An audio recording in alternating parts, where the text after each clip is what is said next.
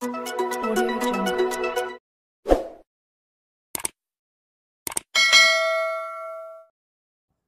Terima kasih kerana sudah menonton channel saya Bantuan-Bantuan Kerajaan.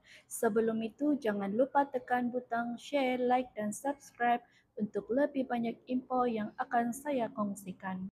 Berita gembira kepada semua penjawat awam negeri Sabah. Penjawat awam di Sabah menerima kabar gembira apabila kerajaan negeri meluluskan bantuan khas kewangan sebanyak RM1,000 sempena sambutan Hari Raya Aidilfitri dan Pesta Keamatan tahun ini. Menteri Kewangan Sabah, Dato' Masidi Manjun berkata, bantuan khas itu akan diberikan dalam 2 fasa, iaitu RM500 menjelang Hari Raya Aidilfitri dan RM500 lagi menjelang Pesta Keamatan. Keputusan ini dibuat dalam mesyuarat jemaah Menteri Negeri Sabah hari ini sebagai tanda penghargaan kepada semua penjawat awam negeri Sabah.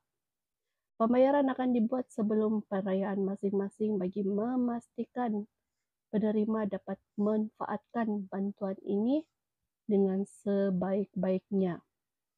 Menurut Masidi, bantuan khas ini selaras dengan hasrat kerajaan untuk menjaga kebajikan penjawat awam serta memberi dorongan kepada mereka untuk terus berkhidmat dengan lebih cemerlang.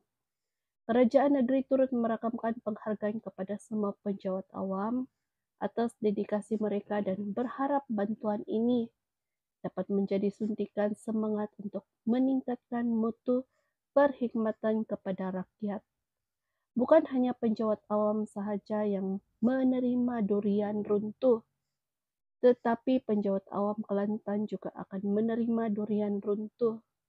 Kerajaan Kelantan mengumumkan bantuan khas Aidilfitri sebanyak RM500 kepada semua penjawat awam negeri itu. Baru-baru ini, Perdana Menteri telah mengumumkan bantuan khas kewangan Aidilfitri kepada semua penjawat awam persekutuan sebanyak RM500 serta RM250 pula buat pesara berpencen dan tidak berpencen. Bantuan khas kewangan Aidilfitri penjawat awam adalah bantuan hari raya bagi menghargai jasa dan pengorbanan penjawat awam dalam menyampaikan perkhidmatan. Bantuan khas kewangan Aidilfitri 2025 akan dibayar kepada penjawat awam yang layak pada 27 Mac ini. Setiap penjawat awam akan menerima bayaran RM500. Bayaran BKK akan dibayar kepada penjawat awam grade 15 dan ke bawah, pegawai kaki tangan lantikan kontrak dan juga My Step.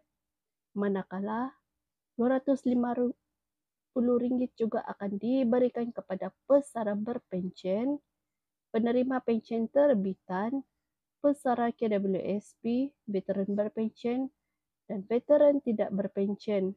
Selain itu juga akan diberikan kepada guru kelas Al-Quran, Fardu Ain Kafah, serta guru takmir Imam Bilal, Toksiak Noja, dan Marbut juga akan menerima bayaran sebanyak RM250.